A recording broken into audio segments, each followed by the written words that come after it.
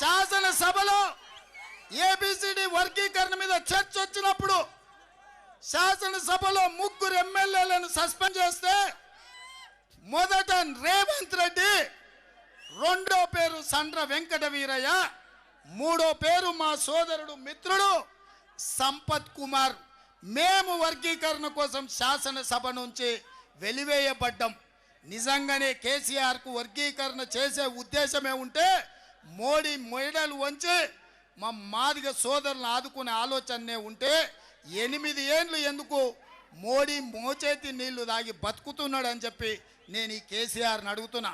అందుకే నా పాలమూరు బిడ్డలు, వలసపోయే బిడ్డలు, నమ్మకానికి మాది పేరైన మా మాదిగ బిడ్డల్ని నేను అడుగుతున్నా, ఈ పాలమూరు గడ్డ మీద కాంగ్రెస్ జెండా ఎగరేయండి. మీ వర్గీకరణ ఎట్లా కాదో నాది బాధ్యత. మీ తరఫున మందకృష్ణ మాదిగతో భుజం కలిపి వర్గీకరణను సాధించి పెట్టే బాధ్యత మాది. తెలంగాణ రాష్ట్రాన్ని, జటిల సమస్య అయిన తెలంగాణ రాష్ట్రాన్ని కాంగ్రెస్ పార్టీ పరిష్కరించింది. వర్గీకరణ సమస్యను కాంగ్రెస్ పార్టీ అవలీలగా పరిష్కరిస్తుంది. కాబట్టి మా మాదిగ సోదరులారా, వర్గీకరణ జరగాలి అంటే పాలమూరు గడ్డ మీద 14 ఎమ్మెల్యేలు, 2 పార్లమెంట్లు కాంగ్రెస్ పార్టీ గెలవాలి. ఎవరైనా ఉండని, అభ్యర్థులు ఎవరైనా కానీ సోనియమ్మను గెలిపించండి. సోనియమ్మ మిమ్మల్ని గెలిపిస్తుంది. సోనియమ్మను మీరు గెలిపిస్తే వాల్మీకి బోయల్ను ఎస్టీలలో చేర్చే బాధ్యత సోనియమ్మది. మాదాసు కురువల్ని ఎస్సీలలో చేర్చే బాధ్యత సోనియమ్మది. బెస్తోళ్లను, ముదిరాజులను ఆదుకునే బాధ్యత సోనియమ్మది.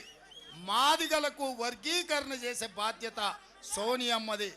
మా యాదవ సోదరులు, డాక్టర్లు, లాయర్లు, ఇంజనీర్లు ఎవరైతే చదువుకున్నారో మీకు ఉద్యోగ భద్రత కల్పించే బాధ్యత సోనియమ్మది.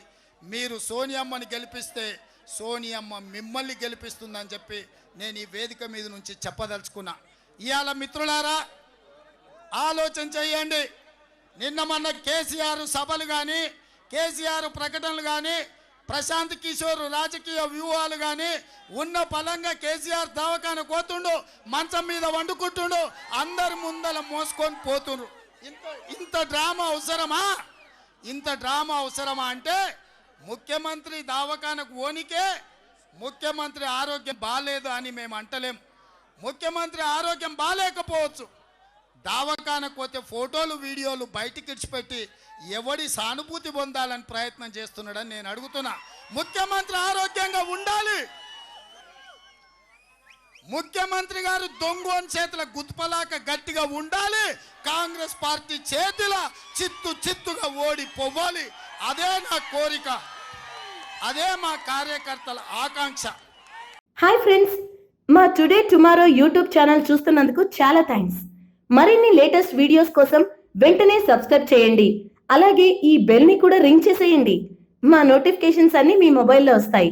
అలాగే మా వీడియోస్ మీకు నచ్చితే లైక్ చేయండి, షేర్ చేయండి, నచ్చకపోతే కామెంట్ చేయండి.